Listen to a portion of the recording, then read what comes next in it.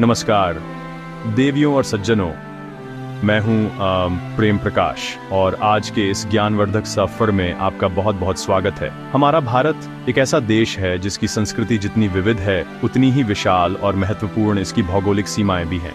क्या आप जानते हैं कि हमारे देश की ज़मीनी सरहदें 7 अलग अलग देशों से मिलती हैं? जी हाँ, 7 देश जिनके साथ हम सिर्फ ज़मीन ही नहीं बल्कि इतिहास, संस्कृति और व्यापार भी साझा करते हैं।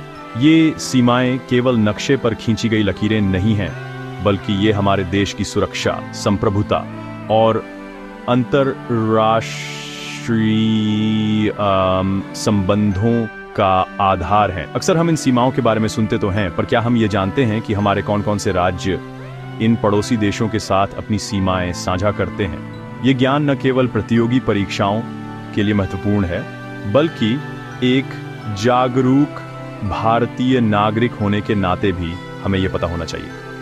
ये समझना कि हमारा देश कहां और कैसे अपने पड़ोसियों से जुड़ा है हमें एक बृहत्तर दृष्टिकोण प्रदान करता है। तो चलिए, कंप्यूटर जी की सहायता के बिना आज हम स्वयं इस ज्ञान के महाकुंभ में गोता लगाते हैं। इस वीडियो में हम एक एक करके उन सभी 7 देशों की यात्रा करेंगे और जानेंगे कि भारत के कौन-कौन से राज्य और केंद्र शासित प्रदेश उनकी सीमाओं से सटे हुए हैं। तो अपनी कुर्सी की पेटी बांध लीजिए। Ganz ihr einen Zusatz für Salvo eines Response रोमांचक और जानकारी से भरपूर होने वाला है। से आइए शुरू करते हैं। तो हमारी सूची में पहला देश है हमारा विशाल पड़ोसी चीन। भारत और चीन के बीच की सीमा, जिसे मैकमोहन रेखा के नाम से भी जाना जाता है, दुनिया की सबसे जटिल और संवेदनशील सीमाओं में से एक है। यह सीमा हिमालय की दुर्गम और बर्फीली चोटियों से होकर गुजरती है, जहां प्रकृति अपनी पूरी भव्यता और कठोरता के साथ मौजूद है। इस लंबी सीमा पर हमारे देश के कई महत्वपूर्ण राज्य और केंद्र शासित प्रदेश पहरेदार की तरह खड़े हैं। सबसे पहले उत्तर में आता है लद्दाख का केंद्र शासित प्रदेश, जिसकी एक बड़ी सीमा चीन के साथ लगती है। यह क्षेत्र अपनी अद्भुत सुंदरता और सामरिक महत्व के लिए जाना जाता है। इसके बाद हिमाचल प्रदेश और उत्तराखंड के पहाड़ी राज्य आते हैं, जिनकी घाटियां और दर्रे सदियों से दोनों देशों के बीच व्यापार और संस्कृति के मार्ग रहे हैं। फिर पूर्व की ओर बढ़ें तो सिक्किम कंचनजंगा की छाया में स्थित एक छोटा लेकिन अत्यंत महत्वपूर्ण राज्य है। और अंत में सुदूर पूर्व में उगते सूरज की भूमि अरुणाचल प्रदेश, जिसकी सबसे लंबी सीमा चीन के साथ साझा होती है।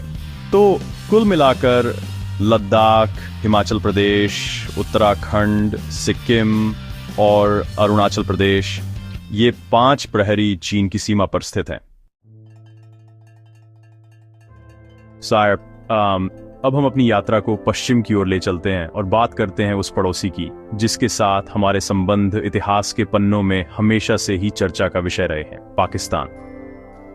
भारत और पाकिस्तान के बीच की सीमा, जिसे रेड क्लिफ रेखा कहा जाता है, विभाजन की कहानी अपने आप में समेटे हुए है।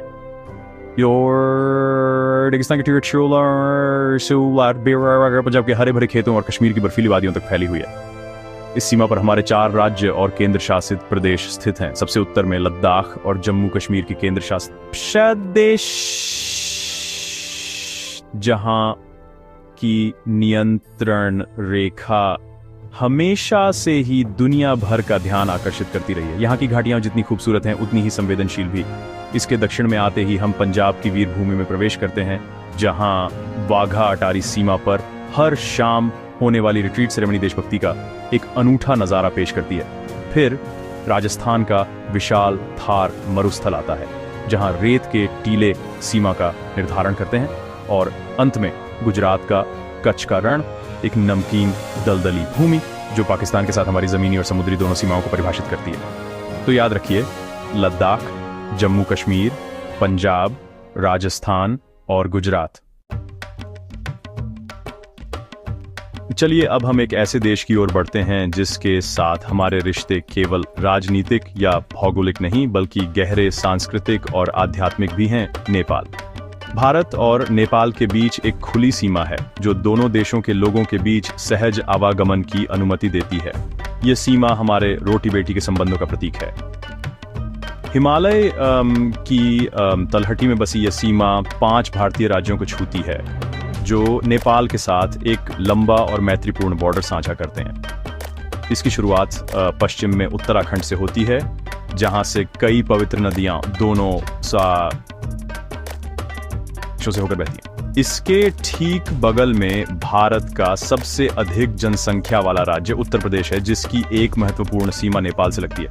फिर पूर्व की ओर बढ़ने पर बिहार आता है, जिसके साथ नेपाल के तराई क्षेत्र का गहरा सामाजिक और आर्थिक जुड़ाव है।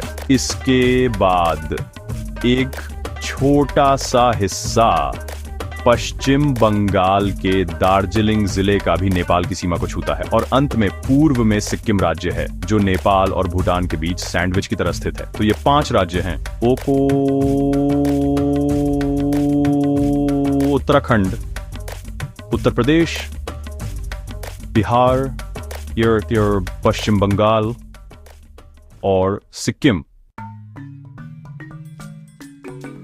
देवियों और सज्जनों, क्या आप जानते हैं कि भारत अपनी सबसे लंबी अंतर्राष्ट्रीय भूमि सीमा किस देश के साथ साझा करता है? इसका सही उत्तर है बांग्लादेश। जी हाँ, ये सीमा लगभग 4096 किलोमीटर लंबी है और ये दुनिया की 5वीं सबसे लंबी भूमि सीमा भी है। ये सीमा बेहद जलस, घनी आबादी वाले गांवों, नदियों, खेतों और जंगलों से होकर गुजरती है। हमारे 5 राज्य इस विशाल सीमा पर स्थित हैं, जो बांग्लादेश को 3 तरफ से घेरे हुए हैं। सबसे लंबी सीमा पश्चिम बंगाल साझा करता है, जिसका इतिहास, भाषा और संस्कृति बांग्लादेश के साथ गहराई से जुड़ी हुई है। इसके बाद हम पूर्वोत्तर की ओर बढ़ते हैं, जहां ब्रह्मपुत्र नदी के किनारे बसा असम राज्य है, जिसकी 2 अलग-अलग हिस्सों में सीमा बांग्लादेश से लगती है। फिर आता है बादलों का घर मेघालय, जिसकी दक्षिणी सीमा पूरी तरह से बांग्लादेश से सटी है। इसके और पूर्व में त्रिपुरा है, एक ऐसा राज्य जो लगभग पूरी तरह से बांग्लादेश से घिरा हुआ है। और अंत में मिजोरम का पहाड़ी राज्य, जो दक्षिण पूर्व में बांग्लादेश के साथ एक छोटी लेकिन महत्वपूर्ण सीमा साझा करता है। तो ये 5 राज्य हैं: पश्चिम बंगाल, असम, मेघालय, त्रिपुरा और मिजोरम। अब हम भारत के एक्ट ईस्ट नीति के एक महत्वपूर्ण स्तंभ, हमारे पूर्वी पड़ोसी म्यांमार की ओर रुख करते हैं। भारत और म्यांमार के बीच की सीमा घने जंगलों, ऊंचे पहाड़ों और दूरस्थ घाटियों से होकर गुजरती है। ये क्षेत्र हमारी कई जनजातीय संस्कृतियों का घर है, जिनके संबंध सीमाओं के पार तक फैले हुए है। यह सीमा हमारे 4 पूर्वोत्तर राज्यों के लिए म्यांमार और दक्षिण पूर्व एशिया का प्रवेश द्वार है। इस सीमा की शुरुआत उत्तर में अरुणाचल प्रदेश से होती है, जो चीन और म्यांमार दोनों के साथ अपनी सीमाएं क्रोसामा जा साड़ता है। इसके दक्षिण में नागालैंड है, जिसे त्योहारों की भूमि भी कहा जाता है और जिसकी संस्कृति म्यांमार की नागा जनजातियों से मिलती जुलती है। फिर मणिपुर का सुंदर राज्य आता है, जहां का इम्फाल शहर द्वितीय विश्व युद्ध के दौरान एक महत्वपूर्ण रण क्षेत्र था। और अंत में दक्षिण में मिजोरम है, जो अपनी सीमाएं बांग्लादेश और म्यांमार दोनों के साथ साझा करता है। तो ये 4 राज्य, जिन्हें सिस्टर्स ऑफ द ईस्ट भी कहा जा सकता है, म्यांमार की सीमा पर स्थित हैं: अरुणाचल प्रदेश, नागालैंड, मणिपुर और मिजोरम। हमारी यात्रा अब एक शांत, सुंदर और कार्बन नकारात्मक देश की ओर बढ़ती है: भूटान। भारत और भूटान के रिश्ते आपसी विश्वास, सम्मान और घनिष्ठ मित्रता की एक अनूठी मिसाल है। दोनों देशों के बीच की सीमा शांतिपूर्ण है और हिमालय की मनमोहक तलहटी में स्थित है।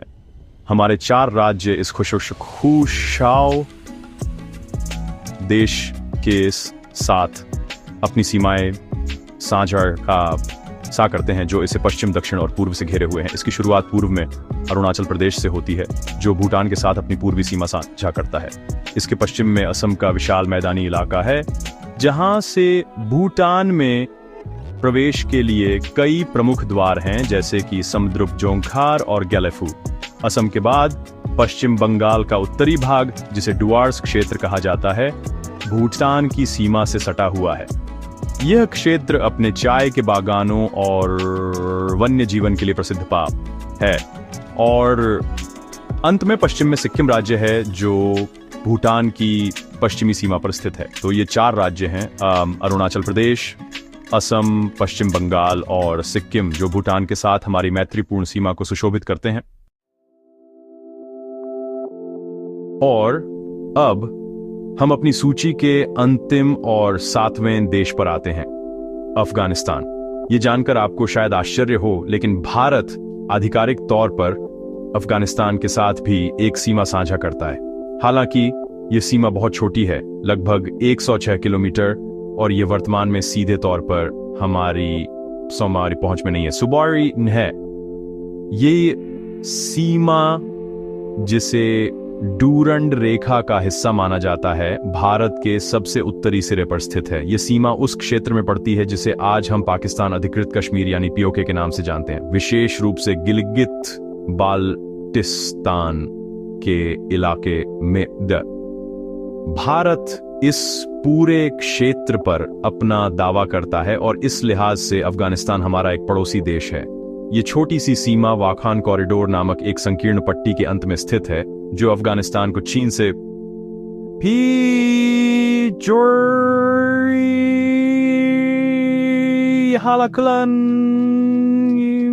जमीनी कथ जटिल है, लेकिन भारत के आधिकारिक नक्शे में यह सीमा आज भी अंकित है और यह हमारे देश के सामरिक महत्व को दर्शाती है।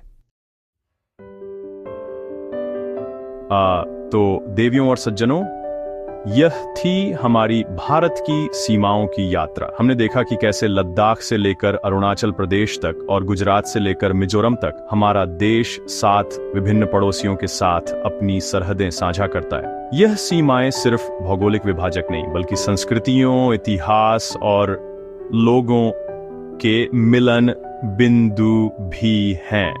हर सीमा की अपनी कहानी है, अपना महत्व है और अपनी चुनौतियां हैं। उम्मीद है कि इस सफर ने आपके ज्ञान में वृद्धि की होगी और आपको अपने देश की विशालता का एक नया दृष्टिकोण दिया होगा। ये जानकारी से हमें ये समझने में मदद करती है कि भारत की विदेश नीति और सुरक्षा रणनीतियां क्यों इतनी जटिल और बहुआयामी है। हमारे सीमावर्ती राज्यों के लोग हर दिन इन वास्तविकताओं के साथ जीते हैं और देश की अखंडता को बनाए रखने में एक महत्वपूर्ण भूमिका निभाते हैं। उनका जीवन, उनकी संस्कृति और उनकी देशभक्ति हम सभी के लिए प्रेरणा का स्रोत है। तो अब मेरी आपसे एक छोटी सी गुजारिश है, क्या आप इस वीडियो को देखने से पहले इन सभी 7 देशों और उनसे सटे राज्यों के बारे में जानते थे? आपकी जानकारी में इस वीडियो से क्या नया जुड़ा? अपने विचार और प्रतिक्रिया नीचे कमेंट्स में जरूर बताइए। यदि आपको यह जानकारी उपयोगी लगी हो तो कृपया इस वीडियो को लाइक करें और अपने दोस्तों और परिवार के साथ शेयर करें, ताकि यह ज्ञान अधिक से अधिक लोगों तक पहुंच सके।